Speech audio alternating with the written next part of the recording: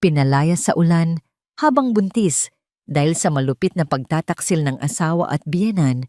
5 taon akong naglaho para muling isilang bilang isang reyna ng alahas sa Paris.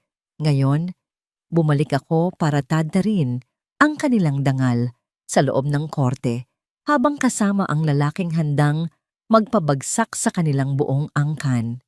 Sa oras na makita ng pamilyang humamak sa akin ang ningning ng aking tagumpay, sapat ba ang kanilang yaman para bilhin ang aking patawad? Nakatitig lang si Celestina sa 2 platong nakaayos sa ibabaw ng mahabang lamesa.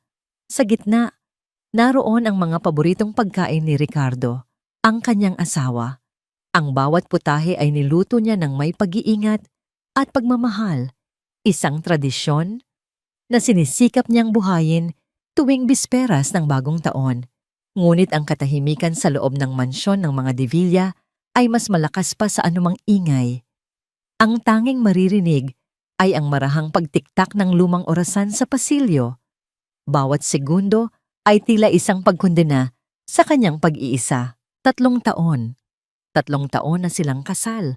Pero sa huling taon, pakiramdam niya ay mas malayo pa sila sa isa't isa kaysa sa mga estranghero. Napahawak siya sa kanyang tiyan. Sa ilalim ng kanyang simpleng bestida, isang maliit na himala ang nagsisimula ng mabuo. Kaninang umaga lang niya ito nakumpirma. 2 pulang linya sa pregnancy test na hanggang ngayon ay nasa bulsa niya, tila isang anting-anting na nagbibigay sa kanya ng lakas ng loob. Ito na yon. Ito na ang mag-aayos ng lahat. Isang anak. Isang anak na muling magbubuklod sa kanila ni Rico. Mawawala na ang mga gabing umuuwi itong lasing at amoy pabango ng ibang babae. Mawawala na ang mga sagutan na nauuwi sa panlalamig. Isang pamilya. Iyon lang naman ang gusto niya. Napangiti siya. Mamayang hating gabi, kapag nagsimula na ng magputukan ang mga paputok para salubungin ang bagong taon, ibibigay niya ang kanyang sorpresa. Yayakapin siya ni Rico, hahalikan, at lahat ng sakit ay maglalaho. Sa pag-iisip na yon, narinig niya ang ugong ng sasakyan sa labas. Dumating na siya. Mabilis na tumayo si Celestina. Inayos ang kanyang damit at huminga ng malalim. Sinalubong niya ito sa pinto ng may ngiti. Pero ang nangiting iyon ay dahan-dahang naglaho nang makita ang mukha ng asawa. Bumukas ang pinto at pumasok si Rico. Ang kanyang mamahaling suit ay walang gusot. Ang kanyang buhok ay maayos na nakasgel. Ngunit ang kanyang mga mga mata niya ay kasing lamig ng yelo. Rico, bati ni Celestina, sinubukang gawing masigla ang kanyang boses. Maligayang bagong taon, nagluto ako. Hindi siya pinansin nito. Naglakad ito papunta sa isang maliit na mesa sa gilid at malakas na inilapag ang kanyang mga susi. Ang kalansing niyon ay umaling-awngaw sa buong silid. Hindi man lang nito sinulyapan ang hapagkainan na pinaghirapan niya. May sorpresa ako sa'yo, sabi ni Celestina. Ang kanyang boses ay bahagyang nanginginig na. Humarap ito sa kanya. Sa unang pagkakataon ngayong gabi, tiningnan siya ni Rico. Ngunit sa halip na pagmamahal, ang nakita niya ay pagkasuklam. Nagkataon, malamig na tugon ni Rico. Ako rin. May sorpresa sa'yo. May kinuha ito mula sa briefcase nito. Isang puting sobre. Dahan-dahan itong naglakad palapit sa kanya at walang emosyong inilapag yon sa ibabaw ng lamesa, sa tabi mismo ng plato na para sana sa kanya. Napakunot ang noo ni Celestina. Ano to? Buksan mo. Nanginginig ang mga kamay niyang kinuha ang sobre. Sa pagbukas niya rito, isang pamilyar na dokumento ang kanyang nakita. Annulment papers. At sa huling pahina, naroon na ang pirma ni Ricardo De Villa. Parang huminto ang pag-ikot ng mundo. Nabitawan niya ang papel at napatingin siya sa asawa, naghahanap ng kahit anong paliwanag. Baka isang masamang biro lang. Rico, ano? Anong ibig sasabihin nito? Bulong niya, ang lalamunan niya ay tila may nakabara. Hindi ka ba marunong magbasa, Celestina? Sabi ni Rico, ang bawat salita ay parang patalim. Hiwalay na tayo. Pirmahan mo na yan para matapos na. Pero, bakit? Iyon lang ang salitang lumabas sa kanyang bibig. Ang mga luha ay nagsimula nang mamuo sa kanyang mga mata. May nagawa ba akong mali? Sabihin mo sa akin, aayusin ko. Isang mapaklang tawa ang kumawala kay Rico. Ang problema, Celestina, ay hindi kung anong ginawa mo. Ang problema ay kung sino ka. Hindi ka nababagay sa mundo ko. Kailanman, hindi ka naging karapat-dapat na maging isang Divilla. Pero mahal kita, humihikbing sabi ni Celestina. Pamilya tayo. Pamilya? Muling tumawa si Rico. Si Katrina ang kailangan ko. Siya ang makakatulong sa akin, sa negosyo, sa posisyon ko sa lipunan. Ikaw? Pabigat ka lang. Katrina. Ang pangalang yon. Ang sekretarya niya. Ang babaeng matagal na niyang pinagseselosan. Ang amoy ng pabango. Ang lahat ay biglang nagkaroon ng katuturan sa isang masakit na paraan. Hindi maaari. Hinawakan ni Celestina ang kanyang tiyan. Ang huling alas niya. Ang huling pag-asa. Rico, pakiusap. Huwag ngayon. May sasabihin ako sa'yo. Isang bagay na magpapabago sa lahat. Tiningnan siya nito na parang dumi. Buntis ako, Rico. Sabi niya sa basag na tinig. Magkakaanak na tayo. Inaasahan niyang makikita ang gulat, ang pagkalito. Kahit konting awa man lang sa mga mata nito. Pero wala. Wala siyang nakita, kundi isang blangkong pader. Pagkatapos ay ngumisi ito, isang ngangisi na puno ng pangiinsulto. Isang pagkakamali, sabi nito. Huwag mong isipin na magagamit mo yan para itali ako. Kung gusto mo, bigyan kita ng pera. Ipakuha mo yan. It's a complication we don't need. Sa sandaling iyon, gumuho ang lahat. Ang bawat pangarap, bawat pag-asa ay naging abo. Ang sakit ay napakalalim, napakatindi. Napakiramdam niya ay hindi na siya makahinga. At para dagdagan pa ang kanyang pagdurusa, isang boses ang narinig niya mula sa may pintuan. Isang boses na kasing tigas at kasing lamig ng sa anak nito. Ricardo, tapos na ba? We're going to be late for the party. Pumasok si Doña Esmeralda Divilla, ang ina ni Rico. Suot ang kanyang eleganteng gown at mga alahas na kumikinang. Tiningnan niya si Celestina mula ulo hanggang paa na may hindi maitatagong pagkamuhi sa kanyang mga mata. Narinig ko, buntis ka raw? Tanong ng matanda. Huwag kang mag-alala, iha. Maraming paraan para ayusin yan. Ang mahalaga ay pirmahan mo ang papeles. Isang malinis na hiwalayan. Huwag mo nang pahirapan ang anak ko at ang sarili mo. Dinampot nito ang ballpen sa mesa. Pirmahan mo na. Para sa isang babaeng galing sa wala, malaki na ang nakuha mo sa pamilya namin. Ang bawat salita ay isang sampal. Isang paalala ng kanyang pinanggalingan, isang bagay na palaging ipinamumukha sa kanya ng biyenan niya. Tiningnan ni Celestina ang 2 taong nasa harap niya, ang lalaking pinangakuan niya ng habambuhay, ang ina nito na kailan may hindi siya tinanggap. Sila ang kanyang naging mundo. At ngayon, sila rin ang dumudurog dito, wala nang natira. Sa isang iglap, nawala ang pakiusap sa kanyang mga mata. Nawala ang mga luha. Ang natira ay isang nakakabinging kawalan. Kinuha niya ang ballpen. Sa nanginginig na kamay, nilagdaan niya ang kanyang pangalan sa ilalim ng pangalan ni Rico. Celestina Reyes. Hindi na Divilla, binitawan niya ang ballpen. Ang tunog ng pagbagsak nito sa sahig ay ang tanging ingay sa silid. Naramdaman niyang nanlambot ang kanyang mga tuhod. Ang kanyang paningin ay nagsimulang magdilim. Bago siya tuluyang bumagsak sa sahig, habang yakap-yakap ang tiyan na naglalaman ng nag-iisa niyang pag-asa. Narinig niya ang mga yabag papalayo. Narinig niya ang pagsara ng pinto. At sa labas, Sa gitna ng kadiliman ng gabi, narinig niya ang masayang halakhak ni Rico, kasabay ng tawa ng isang babae. Narinig niya ang tunog ng pagbubukas ng bote ng champagne, hudyat ng pagsalubong sa isang bagong taon na hindi na siya kasama. Hindi alam ni Celestina kung gaano siya katagal na nakahandusay sa malamig na sahig na gawa sa marmol. Ang tanging alam niya ay ang panlalamig na gumagapang mula sa sahig patungo sa kanyang mga buto at ang mas matinding panlalamig sa loob ng kanyang puso. Dahan-dahan niyang iminulat ang kanyang mga mata. Blurry ang lahat. Ang mga kumikinang na ilaw ng chandelier sa itaas ay tila mga bituing nanunuya mula sa malayo.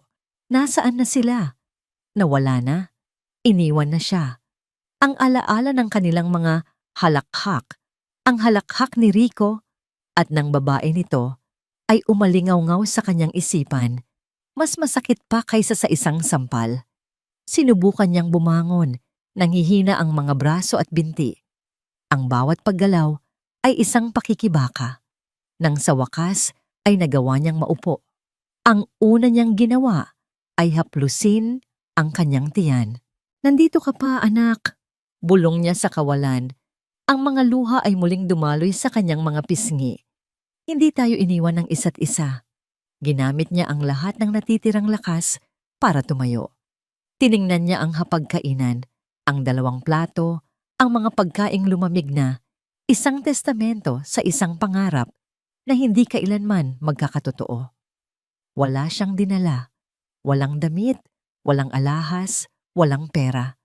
Ang tanging pag-aari niya sa bahay na yon ay ang mga alaala, at ngayon, ang mga alaalang iyon ay lason na lamang. Naglakad siya palabas ng mansyon, papunta sa gabing umuulan. Hindi niya alintana ang pagbuhos nito na agad bumasa sa kanyang damit at buhok. Ang bawat patak ng ulan ay tila nakikidalamhati sa kakanya. Sinusubukang hugasan ng sakit, ngunit hindi nito kaya. Naglakad siya ng walang patutunguhan sa mga malawak at tahimik na kalsada ng kanilang subdivision sa Makati. Ang mga mansyon sa paligid ay abala sa kanilang mga selebrasyon, puno ng ilaw at tawanan. Siya lang ang nag-iisa sa dilim. Sa kanyang isipan, paulit-ulit na bumabalik ang mga alaala. Ang pangako ni Rico noong ikinasal sila. Ikaw lang, Celestina, habang buhay. Ang mga ngiti nito, ang mga yakap, paano naging ganito ang lahat? Paano naging kasinungalingan ang bawat matamis na salita? At ang huling sinabi nito, isang pagkakamali, ang kanilang anak. Isang pagkakamali. Ang sakit ay napalitan ng isang umuusbong na galit. Galit hindi lang para kay Rico, kundi para na rin sa sarili niya. Paano niya hinayaang mawala ang kanyang pagkatao para sa isang lalaking hindi naman pala siya kayang panindigan? Sa gitna ng paglalakad, may isang pangalan at isang lugar na pumasok sa kanyang isip. Ang kanyang tanging kanlungan, ang kanyang matalik na kaibigan. Ginamit niya ang natitirang barya sa kanyang bulsa para sa isang tawag sa isang payphone sa kanto. Makalipas ang ilang saglit, isang pamilyar na boses ang sumagot. "Ana!" sabi ni Celestina, bago tuluyang bumigay ang kanyang boses sa isang malakas na pag-iyak. Ilang oras ang lumipas, natagpuan ni Celestina ang sarili na nakaupo sa isang maliit ngunit malinis na apartment sa Quezon City, balot sa isang makapal na kumot, at may hawak na mainit na tasa ng tsokolate. Si Ana, isang babaeng may maikling buhok at maamong mga mata, ay nakaupo sa tapat niya, tahimik na naghihintay. Nang sa wakas ay humupa ang kanyang mga hikbi, ikinuwento ni Celestina ang lahat. Ang panlalamig ni Rico, si Katrina, ang pagbubuntis, ang annulment papers, ang masasakit na salita ni Doña Esmeralda. Sa bawat salita, mas lalong tumitigas ang ekspresyon sa mukha ni Ana. Nang matapos si Celestina, hinawakan ni Ana ang kanyang mga kamay. "Ang mga walang hiya," mahinang sabi ni Ana. Puno ng galit ang kanyang boses. "Hayop sila." "Wala na ako, Ana," sabi ni Celestina. Ang kanyang boses ay paos. Wala nang natira sa akin. Huwag mong sabihin yan, maring tugon ni Ana. Umalis ito saglit at bumalik na may dalang isang luma at maalikabok na portfolio. Inilapag niya ito sa kandungan ni Celestina. Buksan mo. Nag-aalangang binuksan ito ni Celestina. Sa loob, naroon ang kanyang mga luma ng drawing, mga disenyo ng alahas, mga kwintas, hikaw, singsing na kumikinang sa papel, mga obrang nilikha niya noong nasa kolehiyo pa siya bago niya makilala si Rico. Bago niya isinuko ang kanyang pangarap na maging isang jewelry designer para maging isang perpektong may bahay. Nakalimutan mo na ba? Tanong ni Ana. Ang kanyang boses ay malumanay na ngayon. Hindi ka lang asawa ni Rico de Villa. Bago pa man siya dumating, ikaw si Celestina Reyes, ang pinakamagaling na estudyante sa klase natin. Ang may pinakamagandang pangarap. Nasaan na siya, Celeste? Nasaan na yung babaeng yun? Tinitigan ni Celestina ang mga disenyo.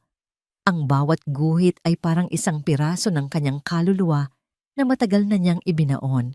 Naalala niya ang saya, ang passion, ang pakiramdam na mayroon siyang sariling pagkakakilanlan. Matagal na siyang nawala.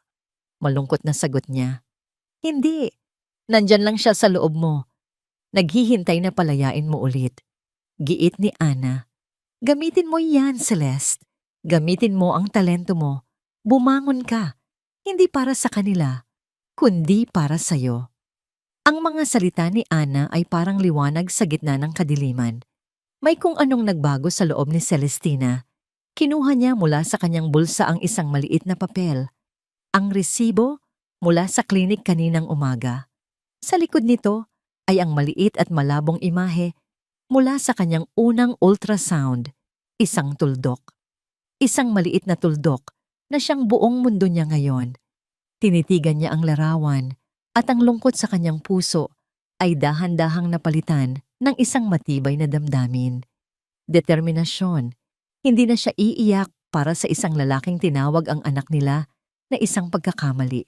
Hindi na siya magmamakaawa para sa pag-ibig na hindi naman pala totoo. Tutulungan kitang makabangon, sabi ni Ana, na tila nababasa ang pagbabago sa kaibigan. Umalis ka muna ng Maynila. Magtago ka, palakasin mo ang sarili mo, at kapag handa ka na, bumalik ka at ipakita mo sa kanilang lahat kung sino ang sinayang nila. Kinabukasan, bago pa man sumikat ang araw, nasa isang istasyon na ng bus si Celestina. Dala ang maliit na bag na may ilang damit na pinahiram ni Ana at ang lahat ng naipon nitong pera. Handa na siyang lisanin ang lungsod na nagbigay sa kanya ng pinakamatamis at pinakamasakit na mga alaala. Habang papalayo ang bus, tinitigan niya ang skyline ng Maynila mula sa bintanang basa ng hamog. Ang mga nagtataasang gusali ay parang mga puntod ng kanyang nakaraan. May mga luhang pumatak mula sa kanyang mga mata. Ngunit sa pagkakataong ito, hindi na iyon luha ng kalungkutan. Iyon ay luha ng pamamaalam. Ipinikit niya ang kanyang mga mata at humawak sa kanyang tiyan. Magsisimula tayo ulit, anak. Bulong niya sa kanyang isipan. Tayo lang dalawa. At ipapangako ko sa'yo, bubuuin ko ang isang mundo para sa'yo na walang sino man ang makakawasak. Sound of the bus engine and rain fades slowly. A brief moment of silence. Then, the sound shifts dramatically to the glamorous ambience of a high-profile awards night. Applause, murmurs of an international crowd, elegant classical music. Announcer's voice, male, formal, with a slight French accent. The competition was fierce, showcasing the best talents from around the globe. But one collection stood out for its breathtaking narrative, its flawless craftsmanship, and its profound emotional depth. Mesdames et messieurs, the winner of this year's Le Prix d'Or de la Joaillerie goes to the artist known simply as Celestina. Roaring applause. The elegant music swells. Sound of confident, high-heeled footsteps approaching a podium. Mula sa dilim ng backstage, isang babae ang lumabas patungo sa entablado sa Paris. Nakasuot siya ng isang itim na evening gown. Nayakap ang kanyang perpektong katawan. Ang kanyang buhok ay nakaayos sa isang eleganteng bun at sa kanyang leeg, suot niya ang isang kwintas na siya mismo ang gumawa, isang obra maestra na kumikinang sa ilalim ng mga ilaw. Ngunit ang pinakanakamamangha ay ang kanyang mukha. Wala na ang bakas ng takot at kalungkutan. Wala na ang babaeng nagmakaawa para sa pag-ibig. Sa kanyang paglalakad, mayroon siyang tindig ng isang reyna. Ang kanyang mga mata ay matalim, puno ng kumpiyansa at kapangyarihan. Isang ngiti ang sumilay sa kanyang mga labi. Isang ngiting hindi humihingi ng permiso. Isang ngiting nagsasabing nagtagumpay siya. Siya si Celestina Reyes. At ito pa lang ang simula. 5 taon. 5 taon na ang lumipas. Para kay Ricardo Rico de Villa, dapat sana ay sapat na ang 5 taon para tuluyang ibaon sa limot ang isang pagkakamali.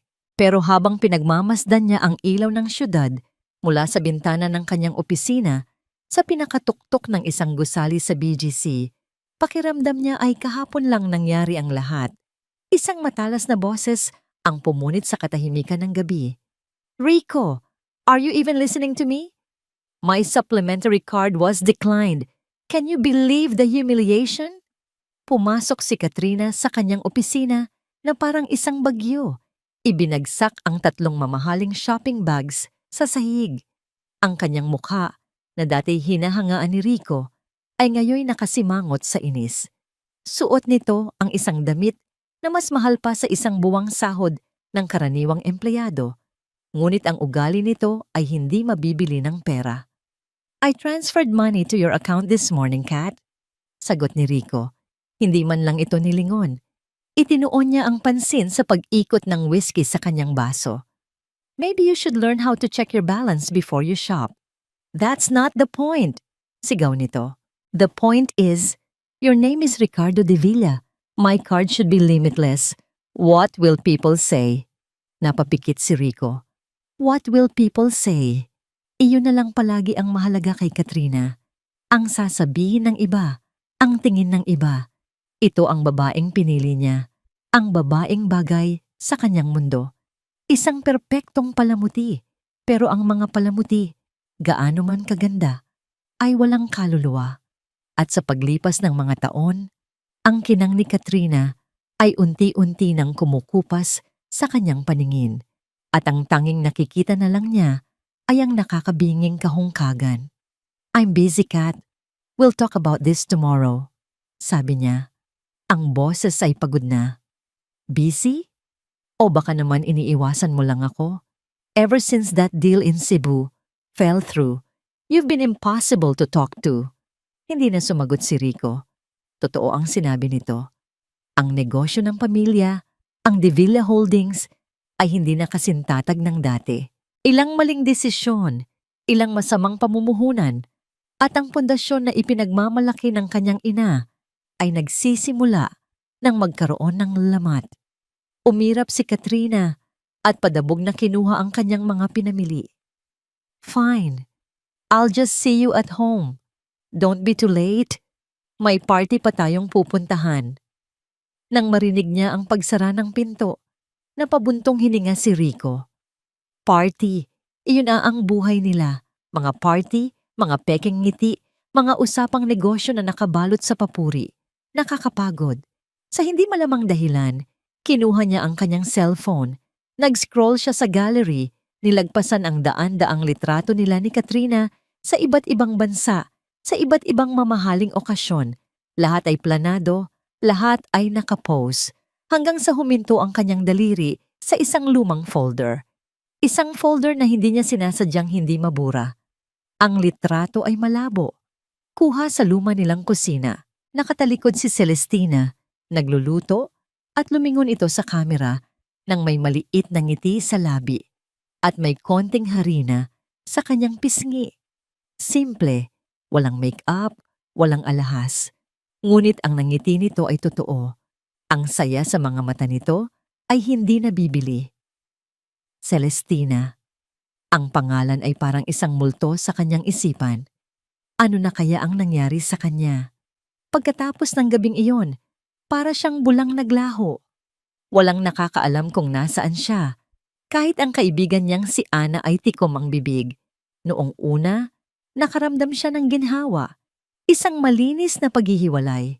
Ngayon, ang nararamdaman niya ay isang kakaibang kirot, isang panghihinayang na hindi niya kayang aminin. Kahit sa sarili niya, ginawa ko ang tama, sabi niya sa sarili. Isang kasinungalingan na paulit-ulit niyang sinasabi sa loob ng 5 taon. Para to sa kumpanya, sa pangalan ng pamilya. Pero habang tinititigan niya ang litrato, hindi niya maiwasang isipin. Masaya ba talaga siya? Isinara niya ang cellphone at binuksan ang telebisyon. Sa kanyang opisina, inilipat sa isang international news channel para malaman ang mga kaganapan sa merkado. Ngunit ang balita ay tungkol sa sining at kultura. A spectacular night in Paris as the mysterious jewelry designer known only as Celestina bags the prestigious Le Prix d'Or de la Joaillerie. Ang pangalan, Celestina. Napakunot ang noo ni Rico, isang kakaibang pagkakataon. At pagkatapos, ipinakita ng kamera ang babae sa entablado. Nabitiwan ni Rico ang kanyang baso. Ang tunog ng pagbagsak at pagbasag nito sa sahig ay halos hindi niya narinig. Ang lahat ng kanyang atensyon ay nasa screen. Hindi maaari. Ang babae sa TV ay may parehong mukha, ngunit ibang-iba. Ang Celestina na kilala niya ay mahiyain, simple, laging nakayuko. Ang babaeng ito ay nakatayo ng tuwid. Ang kanyang mga mata ay nag-aapoy sa kumpiyansa. Ang kanyang ganda ay sopistikado at nakakasilaw. Bawat galaw niya ay may bigat, may kapangyarihan, parang isang reyna. The enigmatic designer, whose real identity remains a closely guarded secret, is known for her deeply personal and emotionally resonant pieces. Her winning collection titled Pag-ahon or The Ascent is said to be inspired by a journey of rising from brokenness. Napatayo si Rico, lumapit sa TV na parang hindi makapaniwala sa kanyang nakikita. Pag-ahon mula sa pagkasira. Siya ba ang sumira dito? Siya ba ang dahilan kung bakit nabuo ang isang obra maestra? Ang ideya ay sabay na nagbigay sa kanya ng pagmamalaki at matinding hiya. Agad niyang tinawagan ang kanyang sekretarya. Giselle, I need you to find everything you can about a jewelry designer named Celestina. Everything. I don't care how much it costs. Kinabukasan ang sagot na nakuha niya ay isang pader. Sir, she's like a ghost. Walang impormasyon tungkol sa nakaraan niya. Bago siya sumikat sa Europe, 3 taon na ang nakalipas. All records are sealed. It's like she was born 3 years ago. Isang multo. Ganun na lang ba kadali para sa kanya na burahin ang 3 taon ng pagsasama nila? Ang galit at pagkalito ay nag-away sa loob niya. Habang abala siya sa kanyang mga iniisip, isang email ang pumasok sa kanyang inbox. Mula ito sa mga organizer ng pinakamalaking jewelry exhibition sa Southeast Asia. Subject: Invitation. The Jewel of the Philippines Gala Night. Binuksan niya ito. Ito ay isang imbitasyon para sa kanya at kay Katrina. At sa pagbasa niya sa mga detalye, isang pangalan ang tumalon mula sa screen at sumampal sa kanya. Guest of honor and keynote speaker, the internationally acclaimed designer, making her much-awaited homecoming. Celestina, babalik siya. Babalik siya sa Maynila. Napaupo si Rico sa kanyang upuan. Ang imbitasyon ay nanginginig sa kanyang kamay. Hindi niya alam kung ano ang dapat maramdaman. Takot? Pag-asa? Pagsisisi? Ang tanging alam niya ay kailangan niya siyang makita. Kailangan niyang malaman. Tumingin siya sa salamin sa kanyang opisina at nakita ang sariling refleksyon. Ang matagumpay na Ricardo de Villa. Ngunit sa likod ng mamahaling suit, nakita niya ang isang lalaking unti-unting nawawalan. Samantala, sa Ninoy Aquino International Airport, isang eroplano mula sa Paris ang kalalapag lang. Mula sa arrival gate, isang babae na nakasuot ng eleganteng coat at sunglasses ang lumabas. Sa kanyang tabi, Hawak ang kanyang kamay ay isang batang lalaki na may edad 4 hanggang 5. Ang mga mata nito ay puno ng kuryosidad at sa likod nila, tulak-tulak ang isang cart ng mga bagahe ay isang matangkad at misteryosong lalaki. Ang mga mata nito ay hindi inaalis sa babae at sa bata. Tila isang aninong laging nakabantay.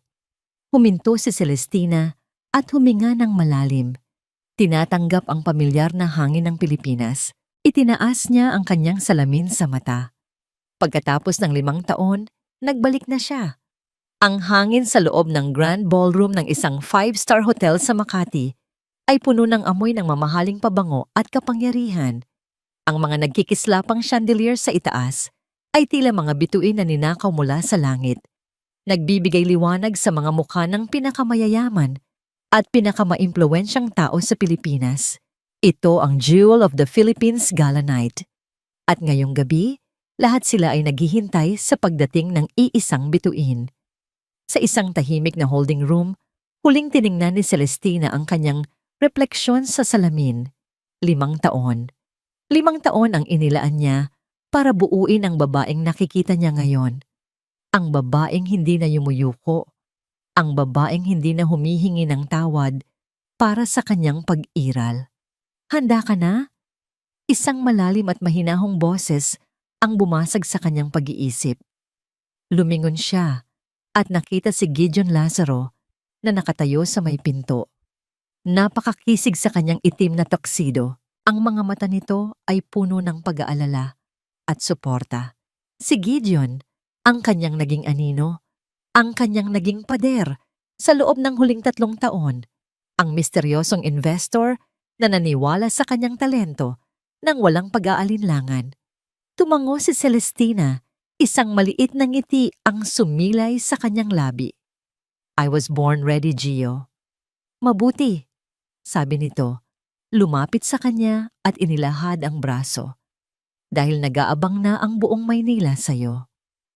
Inilagay ni Celestina ang kanyang kamay sa braso ni Gideon. Ang init nito ay nagbigay sa kanya ng karagdagang lakas. Habang sabay silang naglalakad palabas, hindi niya maiwasang isipin ang huling engranding party na dinaluhan niya sa syudad na ito. Isang party na hindi para sa kanya. Isang party na hudyat ng kanyang pagkatapon. Ngayong gabi, iba na ang kwento. Pagbukas ng malaking pinto ng ballroom, lahat ng usapan ay huminto. Lahat ng ulo ay lumingon sa kanilang direksyon. Para silang mga langgam na huminto sa paglalakad nang dumaan ang isang reyna. Naglakad si Celestina na may tindig at kumpiyansa. Ang kanyang emerald green na gown ay marahang sumasayad sa sahig. Ang bawat hakbang niya ay may bigat. Bawat ngiti niya ay may kontrol. Ito ang kanyang maskara. Isang maskara ng tagumpay na binuo mula sa mga piraso ng kanyang durog na puso. At sa gitna ng dagat ng mga mukha, nakita niya sila. Nakatayo si Ricardo de Villa sa tabi ni Katrina Sandoval. Ang pagkabigla sa mukha ni Rico ay hindi maitatago. Ang kanyang bibig ay bahagyang nakabuka. Ang kanyang mga mata ay nanlalaki na para bang nakakita siya ng isang multo. Isang multong mas maganda at mas buhay pa kaysa sa alaala. Si Katrina naman na nakasuot ng isang naglalakihang diamanteng kwintas ay napalitan ng inggit at pagbabanta ang ekspresyon. Ang kinang ng alahas niya ay tila kumupas sa harap ng natural na kinang ni Celestina. Nilagpasan sila ni Celestina na parang hindi sila nag-e-exist. Isang malamig na agos ng hangin ang tila dumaan sa pagitan nila. Ngunit sa ilalim ng kanyang kalmadong panlabas, ang puso niya ay tumitibok ng malakas. Huwag kang bibigay, sabi niya sa sarili. Hindi dito, hindi ngayon. Ngunit tila hindi iyon ang plano ng tadhana. Celeste, isang boses mula sa nakaraan. Isang boses na minsan ay naging musika sa kanyang pandinig, ngunit ngayoy isa na lang ingay. Huminto siya, ngunit hindi siya lumingon. Mr. De Villa, malamig na tugon niya. Hindi inaalis ang tingin sa unahan. Naramdaman niyang lumapit ito. I just wanted to say, congratulations. Nakakagulat. Sa wakas ay humarap siya. Ang kanyang muka ay isang perpektong blangkong canvas. Salamat! May kailangan ka pa ba? Natigilan si Rico sa kanyang panlalamig. Tila hindi niya inaasahan ito. Gusto ko lang sanang mag-usap. Bago pa man makasagot si Celestina, nagsalita si Gideon. Ang kanyang kamay ay marahang humawak sa baywang ni Celestina bilang suporta. I'm sorry, but Miss Reyes has a very tight schedule tonight. Perhaps you can make an appointment through her assistant. Tiningnan ni Rico si Gideon mula ulo hanggang paa. And you are? Gideon Lazaro, sagot ni Celestina bago pa man makapagsalita si Gio. Ngumiti siya ng isang matamis, ngunit walang emosyong ngiti. Ang main investor ng Celestina Jewels at ang pinakamahalaga, ang taong unang naniwala na ang mga pagkakamali ay pwedeng maging pinakamahalagang yaman. Ang huling salita ay binitiwan niya ng may diin, isang direktang patama na tumagos sa puso ni Rico. Nakita niya itong namutla.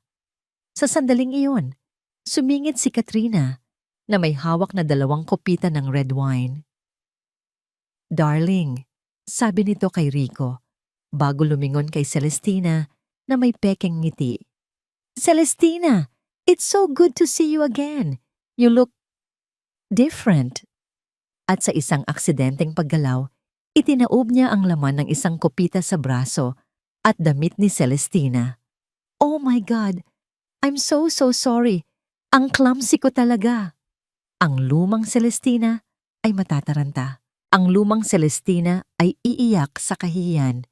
Ngunit ang bagong Celestina ay tiningnan lang ang pulang mantsa sa kanyang gown na parang isang langaw na dumapo. Bago pa man siya makakilos, kumuha na si Gideon ng isang malinis na table napkin. Accidents happen, sabi ni Gideon. Ang kanyang boses ay kalmado, ngunit may pahiwatig ng yelo. Tumingin siya ng diretso kay Katrina, lalo na kapag ang mga alahas ay mas malaki pa kaysa sa common sense. Hinawakan ni Gideon ang kamay ni Celestina at marahang pinunasan ang natapong alak. Ang pag-aalaga sa kilos nito ay isang matinding sampal kay Rico na nakatayo lang at walang ginawa. Tara na, bulong ni Gideon kay Celestina at iginiya siya palayo sa mag-asawa. Nang makarating sila sa backstage bilang paghahanda sa kanyang talumpati, doon lang huminga ng malalim si Celestina. Salamat, sabi niya kay Gideon. Lagi, sagot nito. Marahan pa ring pinupunasan nito ang natitirang mantsa sa kanyang kamay. Ang pagdampi ng kanyang mga daliri sa balat ni Celestina ay nagdulot ng isang kakaibang kuryente, isang init na matagal na niyang hindi naramdaman. Napatingin siya sa kanilang mga kamay at sa unang pagkakataon, pinayagan niya ang sarili na makaramdam ng isang bagong emosyon, isang kilig na hindi nagmumula sa sakit. Hindi nila namalayan mula sa isang siwang sa kurtina nakatanaw si Rico. Nakita niya ang paraan ng pagtingin ni Gideon kay Celestina. Nakita niya ang paraan ng pagtitiwala ni Celestina kay Gideon. Isang apoy ng pagseselos na mas matindi pa sa kanyang pagsisisi ang biglang nag-alab sa kanyang dibdib. Nang tawagin na ang pangalan ni Celestina, humakbang siya papunta sa entablado. Ang lahat ng atensyon ay nasa kanya. Nagsalita siya. Ang kanyang boses ay malinaw at matatag. Magandang gabi sa inyong lahat, panimula niya. Marami ang nagtatanong kung saan ako kumukuha ng inspirasyon para sa aking mga disenyo. Ang sagot po ay simple, sa mga bagay na wasak. Tumingin siya sa direksyon ni Rico. Sabi nila, ang mga diamante ay nabubuo sa ilalim ng matinding pressure. Ang mga perlas ay nagsisimula na bilang isang butil ng buhangin na nakakairita. Ang pinakamagandang sining ay madalas na isinisilang mula sa pinakamatinding sakit.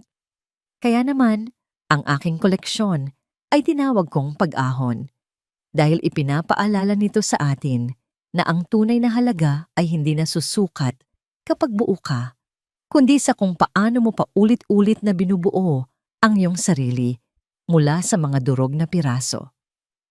Ang palakpakan ay malakas at matagal. Tagumpay. Iyon ang lasa sa kanyang bibig. Samantala, sa isang tahimik na sulok ng bulwagan, isang matandang lalaki na nakabarong ang lumapit sa isang babaeng nakamasid sa entablado ng may pagmamalaki at pagkamuhi. Si Doña Esmeralda de Villa. Doña Esmeralda, bati ng lalaki. Ako po si Attorney Lazarte, ang abogado ng yumaong si Doña Consuelo de Villa, ang tiyahin ng inyong asawa. Ano ang kailangan mo? Mataray na tanong ni Esmeralda. Nais ko lang pong ipaalam na sa susunod na linggo ay opisyal nang bubuksan ang kanyang huling habilin, sabi ng abogado. At may isang particular na probisyon doon na kailangan ninyong malaman sa lalong madaling panahon. Ito ay tungkol sa nag-iisang tagapagmana ng kanyang napakalaking yaman. Napakunot ang noo ni Doña Esmeralda. At sino naman iyon? Tumingin ang abogado sa entablado kung saan nakatayo si Celestina at tinatanggap ang mga papuri. Pagkatapos ay ibinalik niya ang tingin kay Doña Esmeralda. Ang kanyang boses ay seryoso at pinal. Ang tagapagmana, Doña Esmeralda, ay ang unang lehitimong anak ni Ginoong Ricardo de Villa at Ginang Celestina Reyes. Parang suntok sa sentido ang bawat salita ng abogado na paulit-ulit na umiikot sa isipan ni Ricardo. Ang unang lehitimong anak, kagagaling lang niya sa party. Ang lasa ng tagumpay ni Celestina ay mas mapait pa sa pinakamahal na alak na ininom niya. At ngayon, heto siya. Nakatitig sa kawalan sa kanyang penthouse habang si Katrina ay mahimbing na natutulog sa kabilang kwarto. Walang kamalay-malay sa bombang sumabog sa pamilya de Villa. Ang kanyang telepono ay muling nag-vibrate. Pangalan ng kanyang ina ang nasa screen. Alam na niya kung tungkol saan ito. Huminga siya ng malalim bago sagutin. Narinig mo na ang balita mula kay Attorney Lazarte. Hindi yon tanong, kundi isang pahayag. Ang boses ni Doña Esmeralda ay tila bakal. Walang bahid ng anumang emosyon maliban sa lamig. Opo, ma, sagot ni Rico. Hinihilot ang kanyang sentido. Sa opisina ng abogado, bukas, 9 a.m. sharp. Huwag kang magsasama ng kahit sino, lalo na yang si Katrina. At ibinaba na nito ang telepono. Kinabukasan, sa loob ng maluwag at tahimik na conference room ni Attorney Lazarte, ang tensyon ay halos pwedeng hiwain ng kutsilyo. Si Doña Esmeralda ay nakaupo ng tuwid na tuwid. Ang kanyang muka ay parang isang maskarang gawa sa bato.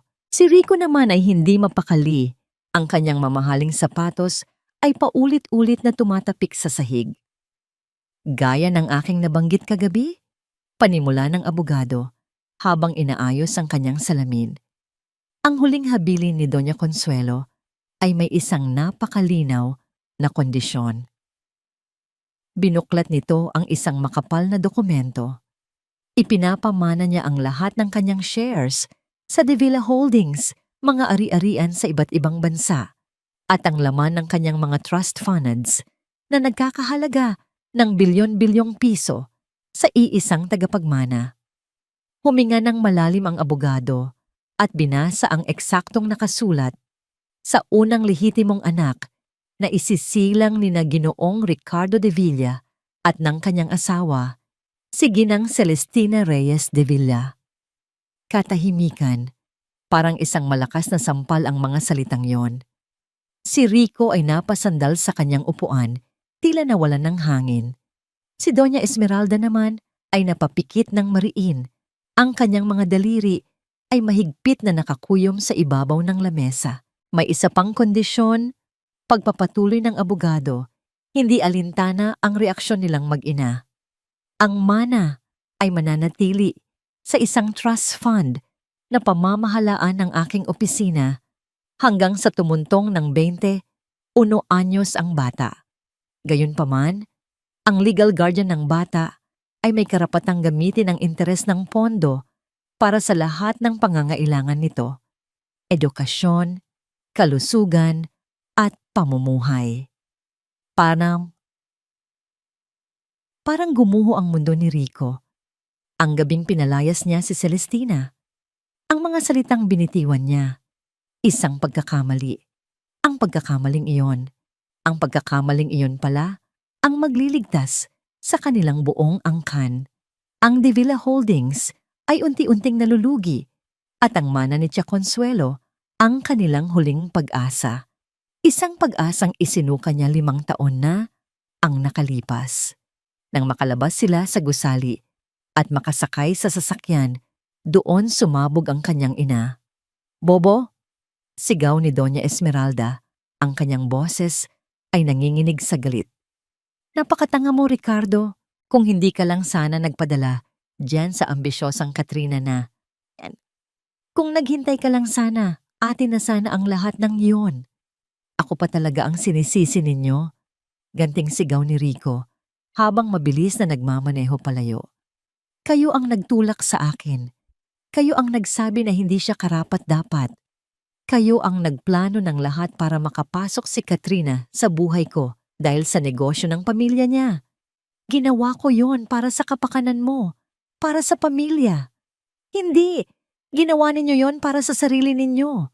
Sagot ni Rico, ang matagal ng sama ng loob ay lumabas na. "At ngayon, dahil sa mga desisyon ninyo, pare-pareho tayong bagsak." Natahimik sila pareho. Ang tanging maririnig ay ang kanilang mabibigat na paghinga. Pagkatapos ng ilang sandali, nagsalita si Doña Esmeralda. Ang kanyang boses ay kalmado na, ngunit mas nakakatakot. "May anak siya. Nakita ko kagabi sa party. May kasama siyang batang lalaki." Tumango si Rico. Ang pangalan niya ay Leo. "Kung gayon, simple lang ang solusyon," sabi ng kanyang ina. Lumingon ito sa kanya at nakita ni Rico ang isang determinasyon sa mga mata nito na nagpanginig sa kanya. Kailangan nating makuha ang bata. Nawala ang pagsisisi sa puso ni Rico. Nawala ang panghihinayang. Ang natira ay ang isang damdaming mas malakas. Ang desperasyon, ang pagkagahaman, ang bata, ang anak niya, ang susi sa kanilang kaligtasan. Pag-uwi sa kanyang opisina, ipinag-utos niya sa kanyang private investigator ang isang bagay. Alamin ang lahat tungkol kay Leon Reyes, ang kanyang paaralan, ang kanyang mga hilig, ang kanyang schedule. Sa loob lamang ng ilang oras, nasa email na niya ang lahat. Isang mamahaling international school sa Taguig. Kinabukasan, nagpunta siya doon. Mula sa loob ng kanyang kotse na may tinted na bintana, pinanood niya ang mga batang nagsisilabasan. At nakita niya ito. Si Leo. Kamukhang kamukha niya noong bata siya. Ngunit ang mga mata nito at ang ngiti, iyon ay purong Celestina. Masaya ang bata. Tumatakbo palapit sa ina nito na nag-aabang sa labas. Niyakap ni Celestina ang anak. At sa sandaling iyon, nakaramdam si Rico ng isang bagay na hindi niya inaasahan. Isang matinding inggit. Ang eksenang iyon, dapat ay para sa kanya. Binuksan niya ang pinto ng kotse at naglakad palapit. Ang puso niya ay kumakabog. "Celeste!" Tawag niya. Lumingon si Celestina at ang ngiti sa kanyang mukha ay agad na naglaho nang makita siya. Hinila niya ang anak sa kanyang likuran na parang isang leonang poprotekta sa kanyang supling. "Anong ginagawa mo dito, Rico?" Tanong nito. Ang boses ay matigas. "Gusto ko lang makita ang anak ko," sabi ni Rico. Sinubukang gawing malumanay ang kanyang boses. "Wala kang anak dito." "Leo ang pangalan niya, hindi ba?" Lumuhod si Rico para maging kapantay ng bata. "Hi Leo, ako ang..." Bago pa man niya matapos ang kanyang sasabihin, isang anino ang tumabon sa kanya. Isang matangkad na figura ang humarang sa pagitan niya at ng mag-ina, si Gideon Lazaro. "May problema ba dito, Celeste?" Tanong ni Gideon, ngunit ang kanyang mga mata ay nakatitig ng masama kay Rico. "Umalis ka na, Rico," sabi ni Celestina. "Karapatan kong makita ang anak ko." Giit ni Rico, tumatayo. "Ang karapatan, Mr. De Villa, ay ibinibigay sa mga taong karapat-dapat. Malamig na tugon ni Gideon. Hinawakan nito ang kamay ni Leo. Lumayo ka sa kanila. Tinalikuran siya ng tatlo. Naglakad sila palayo na parang isang tunay na pamilya. At si Rico, naiwang mag-isa sa gitna ng daan, puno ng galit at kahihiyan. Pagbalik sa kanyang opisina, ang desperasyon niya ay naging isang malamig at matigas na desisyon. Tinawagan niya ang pinakamagaling na abogado ng kanilang kumpanya. Ihanda mo lahat ng kailangan. Utos niya, ang kanyang boses ay walang emosyon. Idedemand ako si Celestina Reyes, kukunin ko ang full custody ng anak ko. Maya-maya pa nasa harap na niya ang mga dokumento. Isang kaso na nagsasabing si Celestina ay isang unfit mother, isang ina na walang permanenteng tirahan sa Pilipinas, isang babae na may kaduda-dudang pamumuhay dahil sa relasyon nito sa isang lalaking hindi naman nito asawa. Lahat ng kasinungalingan ay naroon, nakalimbag sa itim at puti. Hawak ang folder na naglalaman ng deklarasyon ng digmaan. Ipinikit niya ang kanyang mga mata. Ito na ang huling baraha. Ang pinakamasakit, ang pinakamadumi, pero wala na siyang pakialam. Unfit mother. Ang dalawang salitang yon ay tila mga pako na ibinaon sa puso ni Celestina. Hawak niya ang makapal na dokumentong iniabot sa kanya ng isang courier kaninang umaga. Isang petisyon para sa custody. Ang bawat pahina ay puno ng mga kasinungalingan. Bawat parirala ay dinisenyo para sirain ang kanyang pagkatao. Isang ina na walang permanenteng tirahan sa Pilipinas. May kaduda-dudang pamumuhay at relasyon sa isang lalaking hindi nito asawa. Inilalayo ang bata sa kanyang ama para sa pansariling pinansyal na interes. Nanginig ang kanyang mga kamay. Ito na ba ang sagot ni Rico sa kanyang pagbabalik? Isang deklarasyon ng digmaan na ang gagamiting sandata ay ang kanilang sariling anak? Ang sakit ay pamilyar. Ang parehong sakit na naramdaman niya 5 taon na ang nakalipas. Ngunit ngayon, may kasama na itong umaapoy na galit. Celeste? Ang boses ni Gideon ay nagpabalik sa kanya sa kasalukuyan. Nakatayo ito sa may pinto ng kanyang hotel suite. May dalang 2 tasa ng kape. Nakita nito ang papel sa kanyang mga kamay at ang itsura ng kanyang mukha. Agad nitong ibinaba ang mga tasa at lumapit. Anong nangyari? Tanong nito. Ang boses ay puno ng pag-aalala. Walang salitang iniabot ni Celestina ang mga dokumento. Habang binabasa ni Gideon ang mga ito, nakita niya ang pagbabago sa mukha nito. Mula sa pag-aalala, naging pagkalito, at sa huli, naging isang malamig na galit. Walang hiya siya, mahinang sabi ni Gideon. Ang kanyang panga ay nagtiim. Hindi siya mananalo, hindi ako papayag. Paano, Gio? Basag na tanong ni Celestina. Ang kanyang tapang ay unti-unting nauubos. Mayaman sila. Makapangyarihan sila. Kaya nilang baluktutin ang katotohanan. Kaya nilang bilhin ang lahat. Lumapit si Gideon sa kanya.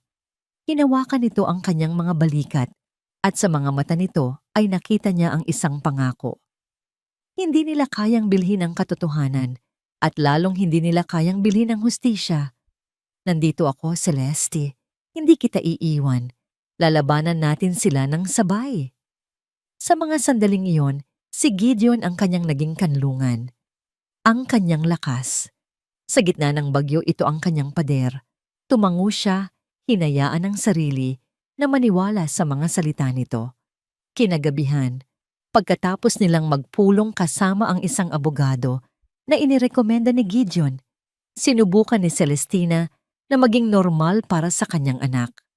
Naglaro sila, nagbasa ng libro, at nang sa wakas ay nakatulog na si Leo sa kanyang mga bisig. Dahan-dahan niya itong inihiga sa kama. Hinalikan niya ito sa noo. Ipinapangakong walang sino man ang makakakuha dito mula sa kanya.